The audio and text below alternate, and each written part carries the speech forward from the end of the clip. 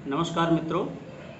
शास्त्र विज्ञ में मैं आज बात करूंगा मलमास के बारे में, जिसे भारतीय परंपरा में लोग अलग अलग नामों से जानते हैं। कुछ लोग इसे मलमास कहते हैं, कुछ लोग अधिक मास कहते हैं, कुछ लोग पुरुषोत्तम मास कहते हैं और कुछ लोग इसे लौंद का महीना इस नाम से भी जानते हैं। हिंदू पंचांगों के अनुसार प्रत्येक तीसरे वर्ष मलमास होता है और मलमास को लेकर वह साल 13 महीनों का हो जाता है। अब मैं इस वर्ष के बारे में बताऊंगा। इस वर्ष 2023 में सावन के महीने में मलमास हो रहा है। इस तरह से इस साल 2023 में सावन 2 महीनों के बराबर होगा और जिसमें 59 दिन होंगे। मैं ये भी बताना चाहता हूँ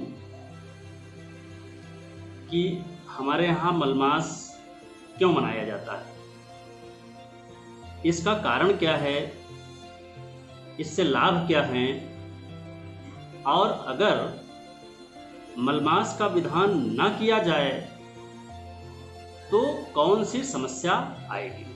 मित्रों, भारतीय संस्कृति और ज्योतिष विज्ञान में सूर्य और चंद्र दोनों ग्रहों को समान महत्व दिया गया है।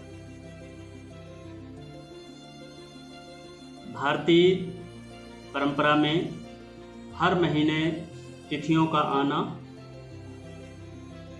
व्रत, पर्व, त्योहार और उत्सव चंद्र की गति पर निर्भर करते हैं।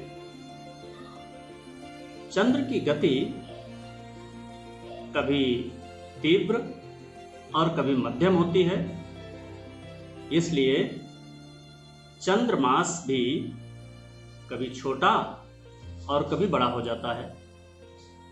इस प्रकार 12 चंद्रमासों को मिलाकर जो एक चंद्रवर्ष बनता है, उस चंद्रवर्ष में 354 दिन होते हैं। अब हम बात करते हैं सूर्य की।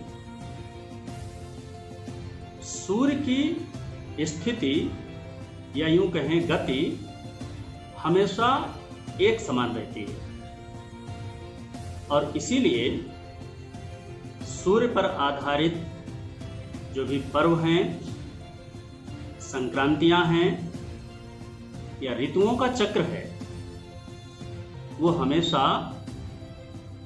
अंग्रेजी तारीखों से मेल खाते हैं और इसीलिए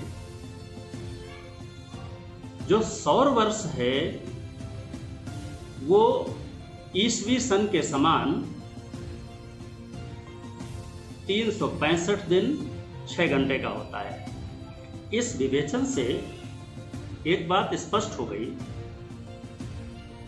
कि चंद्रवर्ष और सौर वर्ष इन दोनों में एक साल में 11 दिन का अंतर होता है, क्योंकि तिथियों के घटने और तिथियों के बढ़ने से चंद्रवर्ष 354 दिन का और सूर्य की स्थिति गति हमेशा एक समान रहने से ईसाई कैलेंडर की भांति सौर वर्ष 365 दिन 6 घंटे का होता है।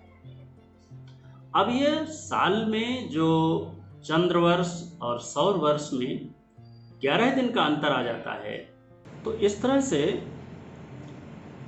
चंद्रवर्ष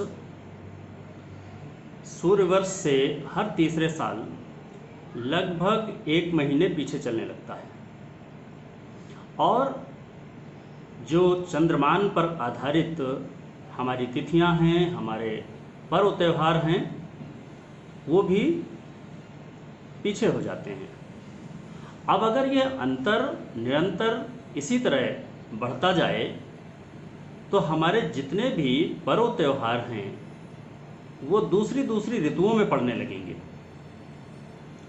इसी समस्या से बचने के लिए और हमारा पंचांग सौर वर्ष से मेल खाता रहे, ईसाई वर्ष से भी मेल खाता रहे, इसीलिए हमारे यहाँ प्रत्येक तीसरे साल मलमास की व्यवस्था की गई,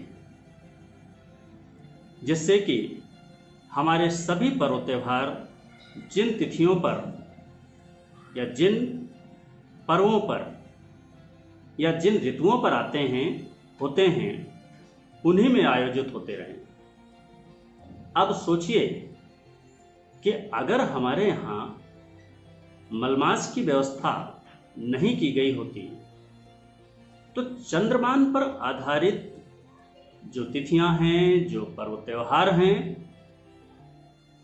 वो रामनवमी हो गया, जन्माष्टमी हो गया, विजयादशमी हो गया, रक्षाबंधन हो गया, दीपावली हो गया, या और भी साल में जो भी त्यौहार आते रहते हैं वो कभी जाड़े में होते, कभी गर्मी में जाते और कभी बरसात में होते।